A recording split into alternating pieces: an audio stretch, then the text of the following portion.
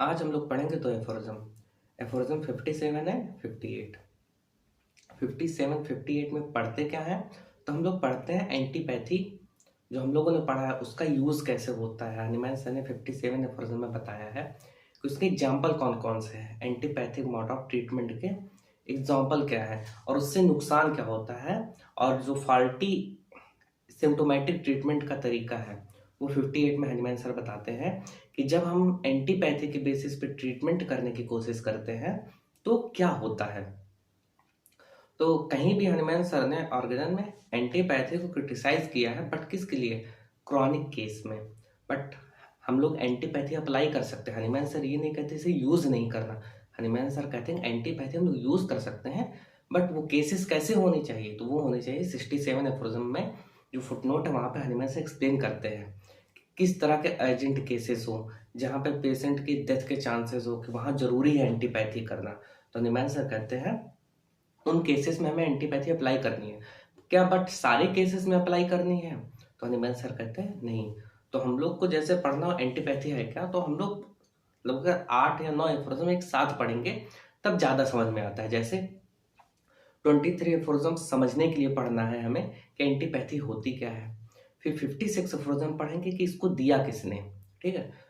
56 aphorism पढ़ेंगे। Then 57 58 59 62 aphorism तक पढ़ते हैं कि एंटीपैथिक एप्लीकेशन कैसे होता है, इसके नुकसान क्या है, ठीक है। फिर 69 एफोरिज्म में पढ़ते हैं कि होम्योपैथी और जो एंटीपैथी है दोनों सेम ऑर्गन पे कैसे एक्ट करते हैं। देन हम लोग 67 एफोरिज्म में पढ़ेंगे कि एंटीपैथी हमें अप्लाई कहाँ करनी है। तो एंटीपैथी सिर्फ और सिर्फ एक एफोरिज्म नहीं है, हनीमैन सर ने बहुत सारे एफोरिज्म के अंदर उसको कवर किया है। तो हम लोग को पढ़ने के लिए सारे एफोरिज्म पढ़ने चाहिए। जैसे हम लोग गलती करते क्या है, जब पढ़ना स्टार्ट करते हैं तो वन बाय वन एफोरिज्म पढ़ते हैं, बट कभी समझ में नहीं आता कि यार कौन सा एफोरिज्म किससे कनेक्टेड है। तो हमें वन बाय वन भी पढ़ना है, और जैसे एंटीपैथी अगर स्पेशल पढ़ना चाहते हैं तो कौन कौन से ऐसे एफोरिज्म है जहां पर एंटीपैथी दी हुई है उसे सारे डॉट को कनेक्ट करके पढ़ेंगे तब ज्यादा अच्छे समझ में आएगा, ठीक है। तो एंटीपैथी होती क्या है पहले समझ लेते हैं। तो जो कॉन्ट्रेरा कॉन्ट्रेरिस क्यूरेंटर है, एंटीपैथी का जो एक्सियम है जिसमें ये कहते हैं कि हमें एग्जैक्ट अपोजिट मेडिसिन ऐसी होनी चाहिए जो कि बॉडी के अंदर जो प्रोसेस हो रहा है उसका एग्जैक्ट अपोजिट हो। जैसे अगर पेशेंट का हार्ट रेट बढ़ा हुआ है तो हमें ऐसी मेडिसिन देनी है जो कि क्या करे, सिंपैथेटिक नर्वस सिस्टम पे, या फिर हम जिसको कहते हैं कि बीटा ब्लॉकर, उस पे एक्ट करके हार्ट रेट को कम करे, ठीक है। ये हमारा क्या है, एंटीपैथी है। जैसे बॉडी में कभी डायरिया हो तो पेरिस्टल्टिक मूवमेंट बढ़ जाते हैं, तो एंटीपैथी क्या कहती है, हमारी मेडिसिन का एक्शन ऐसा हो जो कि पेरिस्टल्टिक मूवमेंट को स्लो करने वाला हो। तो अगर पेरिस्टल्टिक मूवमेंट स्लो हो जाएगा तब डायरिया रुक जाएगी। एंटीपैथी का एक्सियम है, सिद्धांत जिसको बोलते हैं कॉन्ट्रेरा कॉन्ट्रेरिस क्यूरेंटर। ये दिया कहाँ पे है, 56 एफोरिज्म। और एंटीपैथी को दिया किसने था, तो वो है गैलेन सर, ठीक है। गैलेन सर ने एंटीपैथी का ये पूरा कॉन्सेप्ट दिया हुआ था। और उसी 56 एफोरिज्म में हनीमैन सर कहते हैं कि क्रॉनिक केस में एंटीपैथी के थ्रू ट्रीटमेंट करना ये उस पेशेंट की मौकरी करनी, उसका मजाक उड़ाना हो गया, ठीक है।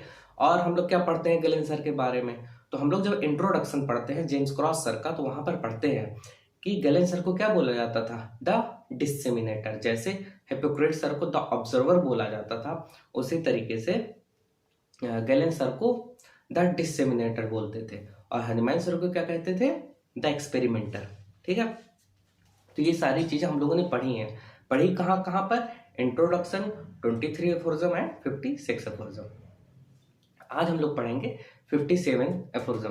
तो देखो 57 एफोरिज्म में हनीमैन सर कहते हैं कि ये जो एंटीपैथी है जहां पर अपोजिट मेडिसिन का जो एक्शन होता है बॉडी के अंदर जो प्रोसेस हो उसका एग्जैक्ट अपोजिट हो, तो इसमें क्या होगा, पेशेंट क्योर नहीं होगा।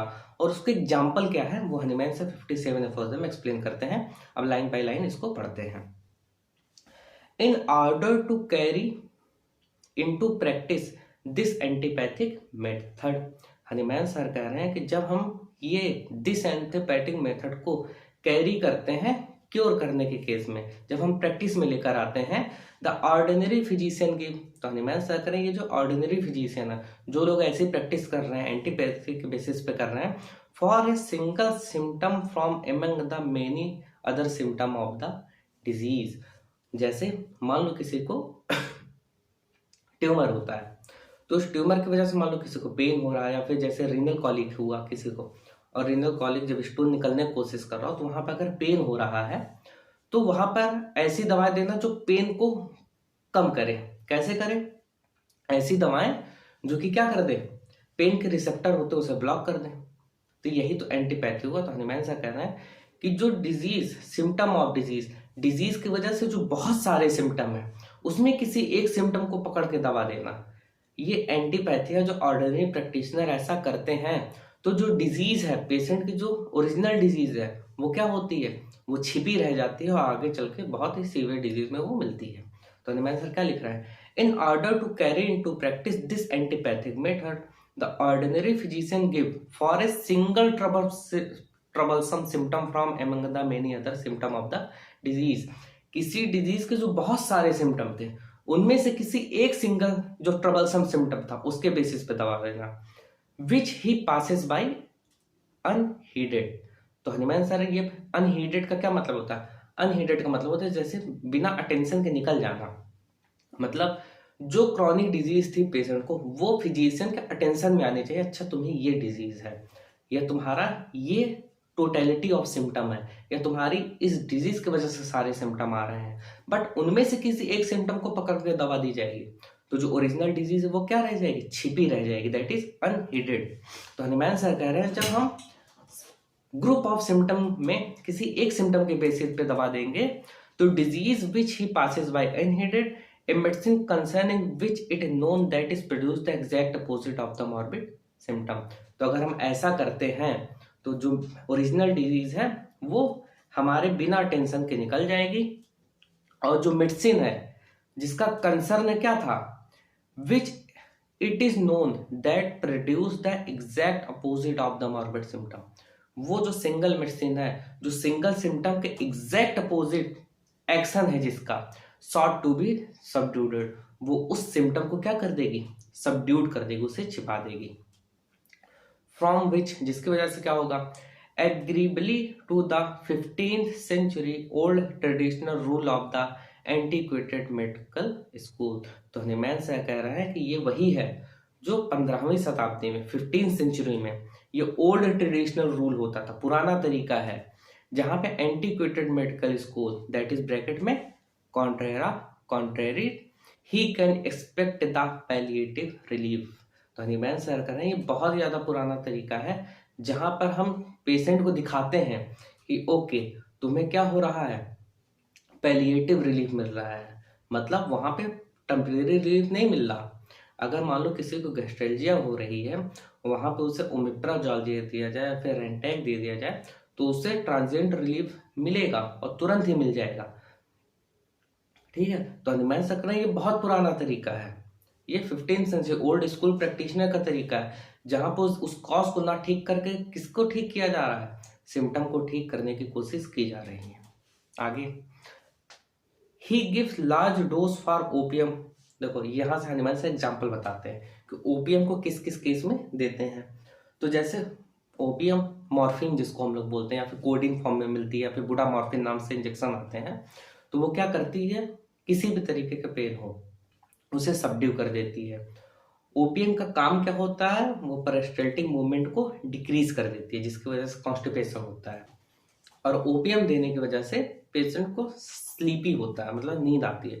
जो लोग नशा वशा करते हैं तो उनके अंदर ये सारी चीजें, मतलब उसका प्राइमरी एक्शन, ओपियम का एग्जैक्ट एक्शन क्या दिखता है बॉडी पे, कि वो सारे तरह के पेन को सबड्यू कर रही है, पेरिस्टाल्टिक मूवमेंट को कम कर रही है, और वो एक कोमा की स्टेज प्रोड्यूस कर रही है। एग्जैक्ट कोमा ना है, मतलब वो स्लीपी स्टेज प्रोड्यूस कर रही है। तो हनीमैन से एग्जांपल देते हैं कि he give large dose of opium. Hahnemann sir ने ही किसके लिए यूज किया है, उस ऑर्डिनरी प्रैक्टिशनर के लिए जो एंटीपैथी के बेसिस पे ठीक करने की कोशिश कर रहा है। तो हनीमैन सर लिखते हैं he give large dose of opium for the pain of all sort. किसी भी तरीके का पेन हो, चाहे वो कोलिकी पेन हो, चाहे वो स्टिचिंग पेन हो, चाहे वो पियर्सिंग पेन हो, किसी भी तरीके का पेन हो, ठीक है, या फिर डार्टिंग पेन हो, हर पेन को छिपाने के लिए ओपियम देते हैं। कौन? ओल्ड स्कूल प्रैक्टिशनर, या फिर ऐसे लोग जो कि एंटीपैथी से कोशिश करते हैं ठीक करने की। सून बिनम द सेंसिबिलिटी, मतलब वो क्या कर रही है, ओपियम क्या करती है, वो जो सेंसेस है, जिस नर्व के थ्रू पेन के रिसेप्टर के थ्रू जो ब्रेन को सिग्नल दे रहा है कि हाँ यहाँ पर पेन हो रहा है, किस टाइप का पेन हो रहा है, वो ओपियम क्या कर देती है, उसे ब्लॉक कर देती है। ठीक है। And administer the same remedy for diarrhoea, और हिमायत सरकार है ओपियम को ही दिया जाता है, किस लिए? डायरिया के ठीक करने के लिए। क्यों? क्योंकि ओपियम का एक्शन क्या होता है, पेरिस्टल्टिक मूवमेंट को कम करना। अगर किसी पेशेंट को डायरिया हो रही है, जब उसे ओपियम देंगे तो ओपियम का प्राइमरी एक्शन क्या है, वो पेरिस्टल्टिक मूवमेंट को रोक देगा। आगे देखो क्या लिखा है, for the same remedy for diarrhoea because it speedily put a stop to the peristaltic motion of the intestinal canal and make it insensible. तो नीमन सर यही कह रहा है, ओपियम किस लिए दे रहे हैं, किसी भी तरीके का पेन होगा उसका पेन गायब करना है, तो बुडामॉर्फिन के इंजेक्शन आते हैं, या फिर कोडिन नाम से इंजेक्शन आते हैं, ट्रेमाडोल भी है शायद, ठीक है, उसे यूज करते हैं, ट्रेमाडोल नाम से आता है। किसी भी तरीके का पेन हो, पेन गायब हो जाएगा। और अगर किसी को डायरिया हो रही है उसमें भी दे दिया ओपियम। क्यों? क्योंकि ओपियम का एक्शन क्या होगा, वो पेरिस्टल्टिक मूवमेंट को कम कर देता है। आगे एंड आल्सो फॉर स्लीपलेसनेस, अगर किसी को नींद नहीं आती तो वहां पर क्या देते हैं, ओपियम दे देते हैं, because opium rapidly produce a stupefied comatose sleep, क्योंकि ओपियम खाने से बेहोशी वाली नींद आती है। ठीक है, ये कह सकते हैं। तो ओपियम का एक्शन ही ऐसा है। तो यहाँ से हमारा बेस बनना स्टार्ट होता है primary and secondary action of medicine. ठीक है, तो जो ओपियम का प्राइमरी एक्शन हम लोगों ने क्या पढ़ा कि सारे पेन को गायब कर देती है, पेरिस्टल्टिक मूवमेंट को कम कर देती है, कोमाटोज स्लीप को प्रोड्यूस करती है। तो जिसको स्लीप नहीं आती वो ओपियम खाएगा तो उसे नींद आएगी।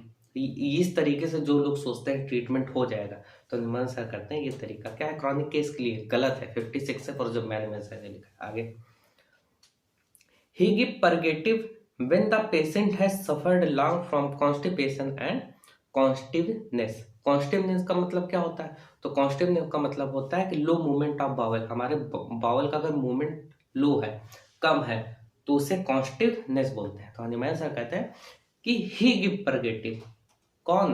वो फिजिशियन के लिए बोल रहे हैं, ठीक है, या फिर वो ऑर्डिनरी प्रैक्टिशनर, वो देता है परगेटिव। तो परगेटिव क्या होता है, परगेटिव ऐसी दवाई होती हैं जो कि क्या करते हैं, पेरिस्टल्टिक मूवमेंट को बढ़ाती हैं, ठीक है, या फिर जो स्टूल प्रोड्यूस करवाती हैं। जैसे एग्जांपल हम लोग आजकल एग्जांपल देखते हैं लैक्टोलोज का। लैक्टोलोज क्या है, एक सिंथेटिक शुगर ही तो है। वो क्या करता है, जब इंटेस्टाइन में जाता है हमारे, तो हमारे जो सेल होते हैं, इंटेस्टाइन के सेल होते हैं, वहां से वाटर को एब्सॉर्ब कर लेता है, ठीक है, जिसकी वजह से स्टूल सॉफ्ट होता है, वो पेशेंट पास आउट कर देता है। तो निमैंसर वही कह रहे हैं कि ही गिव परगेटिव, एंटीपैथिक के थ्रू क्या कोशिश करते हैं हम, एक ऑर्डिनरी प्रैक्टिशनर, कि वो परगेटिव देंगे when the patient suffer from long constipation. Long from constipation, अगर किसी पेशेंट को लंबे समय से कॉन्स्टिपेशन है, या फिर कॉन्स्टिवनेस है, लो बाउल मूवमेंट है, तो उस केस में उसे देते हैं। He cause the burn hand to be plugged into cold water.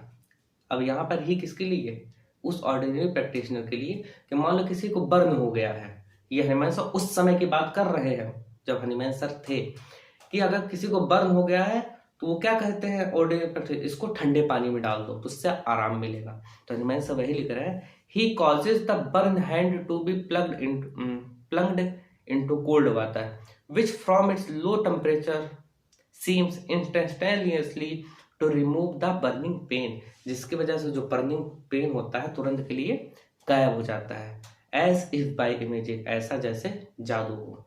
But Hanuman sir बताते हैं कि क्रॉनिक केस में हम इससे प्रॉपरली ठीक नहीं कर सकते, वरना बॉयल्स में मतलब वेस्कल बनने लगते हैं, छाले बनने लगते हैं, ठीक है। तो हमें यूज, हनुमान सर ये नहीं कहते हमें यूज नहीं करना इन सब का, हम इन्हें यूज़ करेंगे, बट कैसे यूज़ करेंगे 67 एफोरिज्म में हनीमैन सर बताते हैं, या फिर जब हम लोग 291 292 एफोरिज्म पढ़ते हैं तो वहाँ पर वाटर बाथ का कॉन्सेप्ट हनीमैन सर ने बताया कि हमें यूज़ कैसे करना है, ठीक है। बट क्रॉनिक केस को ठीक करने का ये तरीका नहीं हो सकता, हनीमैन सर बताते हैं, एक्सप्लेन करते हैं आगे। he put the patient who complain of chillness and deficiency of vital heat into warm bath। जिस पेशेंट को ठंड ज़्यादा लगती है, ठीक है, या फिर हमेशा वो बॉडी की वाइटलिटी उसकी कम है, तो उस पेशेंट को क्या कहते हैं कि वार्म बाथ से ना हो। आगे, विच वार्म हिम इमिडिएटली, जिसकी वजह से क्या होगा, पेशेंट को तुरंत गर्मी मिलती है। हनीमैन सर कह रहे हैं कि ये ट्रीटमेंट का क्रॉनिक केस में तरीका नहीं हो सकता। आगे, he make him who is suffering from prolonged debility drink wine where he is instantaneously enlivened and refreshed।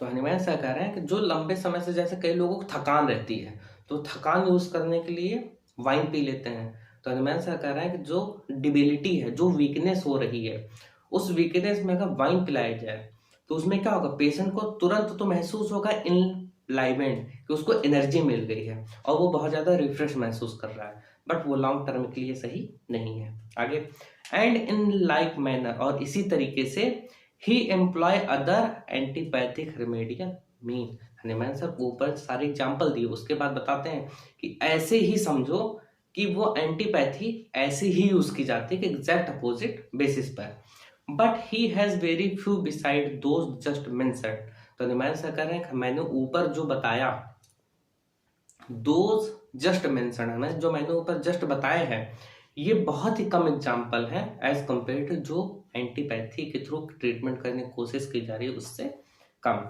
As it is only of a few substance that some peculiar action is known to the ordinary medical school. तो Hahnemann sir कह रहे हैं कि बहुत ही ऐसे कम substance है जिसका primary action old school practitioner समझ रहे हैं। दैट इज, हनीमैन सर किसके एग्जाम्पल दिए हैं, जैसे ओपीएम के। तो यहीं से हमारा बेस बनना स्टार्ट होता है, what is primary and secondary action of the medicine, ठीक है। तो उम्मीद करते हैं हम लोग 57 एफोरिज्म समझ में आया होगा। तो डायरेक्ट 57 अगर पढ़ने बैठेंगे तो नहीं समझ में आएगा, 57 पढ़ने से पहले 20 थे एफोरिज्म, 56 एफोरिज्म, देन 57 समझेंगे तो ज़्यादा बेटर समझ में आएगा हम लोगों को, ठीक है। अगला लेक्चर हम लोग करेंगे 58 एफोरिज्म, जो कि किसके बारे में है, फॉल्टी सिम्टोमेटिक ट्रीटमेंट।